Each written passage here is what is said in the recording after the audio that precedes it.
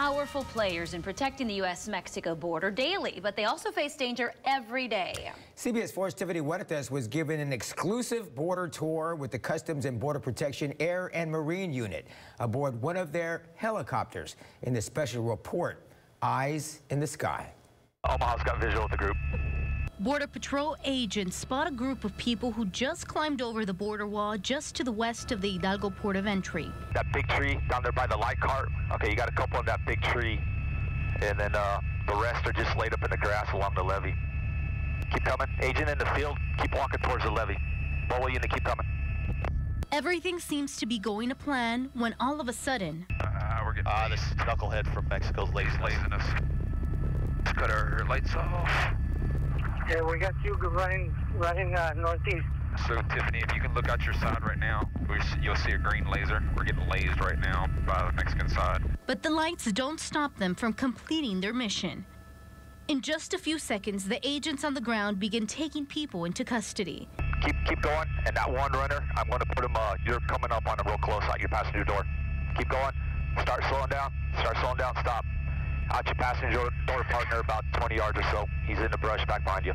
These agents aboard AS-350A Star helicopter used infrared cameras at night to identify people crossing over illegally. Once they have their target, they communicate with the agents on the ground. In 2016, more than 186,000 immigrants were captured in the Rio Grande Valley by Border Patrol agents entering illegally into the U.S. They also seized more than 326,000 pounds of marijuana. Working along as a Border Patrol agent on the ground brings its own dangers.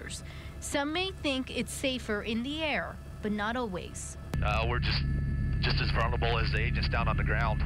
That's why we wear our vest all the time also. According to the agents, people in Mexico frequently shine bright lights at the helicopter to distract the pilot. That laser beam, if it hits you in the eyeball, that can cause permanent damage, can cause blindness.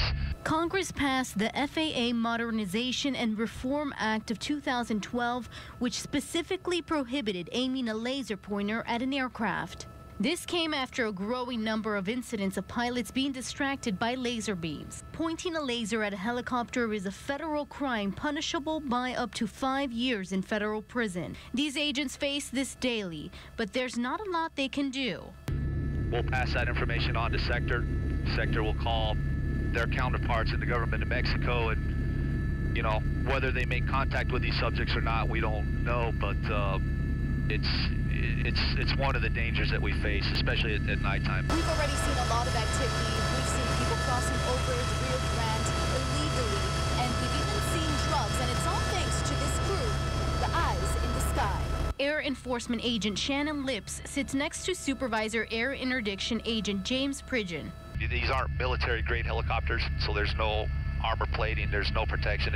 It's a fiberglass helicopter, so there's really nothing to stop the rounds other than our vest coming through. Lips says agents in the skies are targets too. A year and a half ago, thereabouts in Laredo, one of our aircraft was assisting Border Patrol agents with a narcotics case up there, and that aircraft actually got shot. Before switching to air and marine operation, Lips was an agent on the ground. When you hear that there's air support coming to help you, it's always a good feeling because you know that there's somebody above you who's going to see what's going on. In order to fly aboard this helicopter, you must go through months of training, including a minimum of 1,500 flight hours. This process could take anywhere from 3 to 6 to 9 months.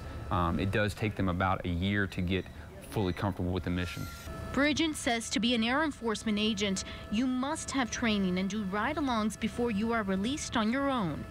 His qualifications, basically he has to be really good on the forward-looking infrared device, and then he can do that in day and night conditions. Sometimes with all the training, you may not know what you will face, but these men are ready for anything that comes their way.